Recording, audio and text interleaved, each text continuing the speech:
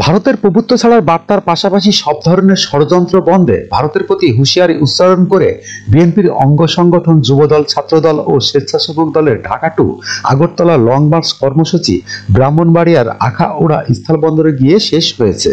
ভারতের ত্রিপুরা সহকারী হাই কমিশনে হামলা, জাতীয় পতাকা অবমাননা, মিডিয়ায় অপপ্রচার ও সাম্প্রদায়িক দাঙ্গা বাঁধানোর ষড়যন্ত্রের প্রতিবাদে বুধবার 11 ডিসেম্বর এই লং মার্চ কর্মসূচি পালন করা হয়।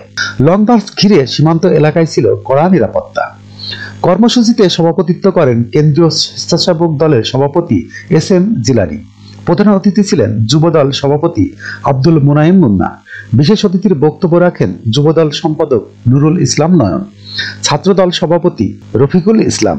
এছাড়া বিশেষ অতিথি ছিলেন ছাত্রদলের সাধারণ সম্পাদক নাসির উদ্দিন, স্বেচ্ছাসেবক দলের সাধারণ সম্পাদক রাজীব আহসান।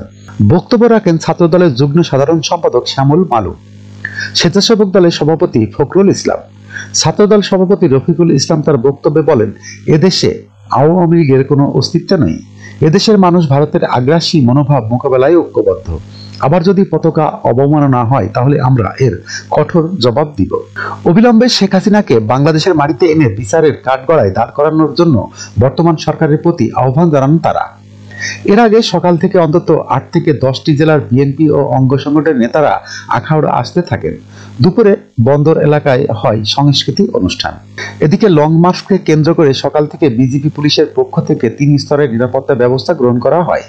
স্থলবন্দর এলাকা থেকে কাউকে কাস্টম ইমিগ্রেশন এলাকায় প্রবেশ করতে দেওয়া হয়নি। কেবলমাত্র 2 দেশের পাসপোর্টধারী যাত্রীরা যথারীতি আসা যাওয়া করেছে। যখনকার খবর তখনই দেখতে চোখ রাখুন সুন 24 টিভিতে। চ্যানেলটি সাবস্ক্রাইব করুন।